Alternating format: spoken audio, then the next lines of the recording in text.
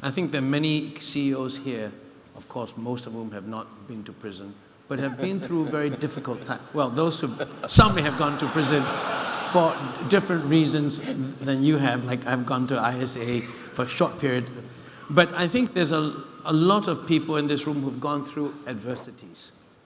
And I think there's, to the same extent that there is a lot of admiration for Dr. Mahathir as a person, who at the age of 93 can come back and lead a country with vigor and energy.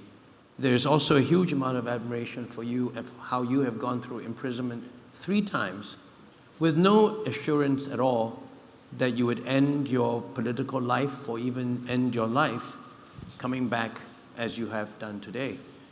And I think it would be useful for us to hear from you from a personal point of view.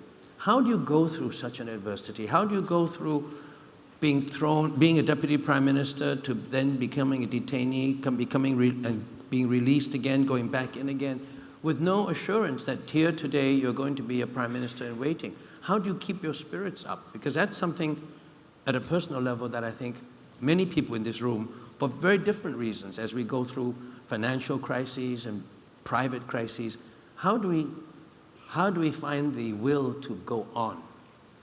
On a lighter note, when I was released in 2004, there's too many times I was released in jail, so that I got to quote you the year.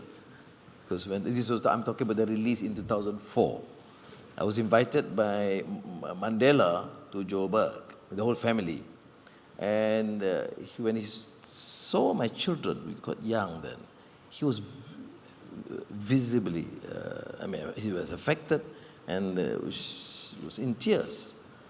And he said to me, Anwar, I don't know why we did it. I was looking at my children. We must be mad or crazy. So I said to him, Madiba, we are not mad, but crazy, I totally agree with you. That's a lighter note. On a more serious note, Kennedy, in his Profiles in Courage, talks about courage of conviction, tenacity of purpose. I think in leadership, in any struggle, you must have conviction. And conviction can be affected with courage. You must have then the tenacity of purpose. But I would add on, you must have compassion. We talk about business or governance.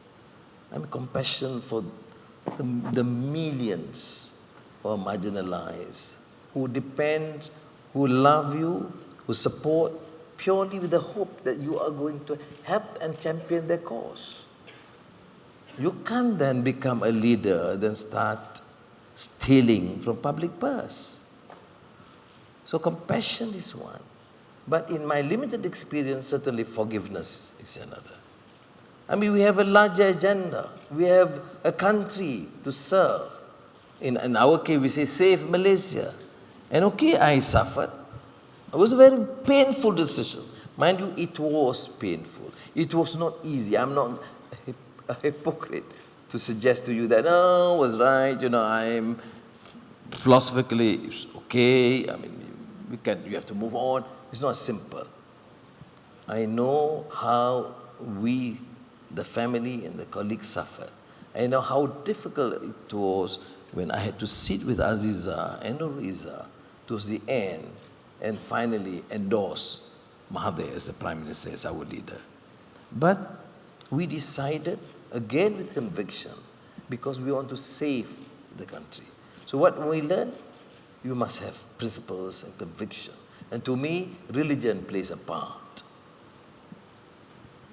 And my years in prison, I had virtually read on Islam, Christianity, Buddhism, Hinduism, the Chinese philosophy. I remember discussing George Yu. It's beyond Needham, the science and the civilization, Needham. We did discuss those years. It's beyond that. It's again humanity, again values as integrating force in society and culture, and compassion. And you can't move if you are inflicted with that disease in the heart of getting angry and not prepared to forgive.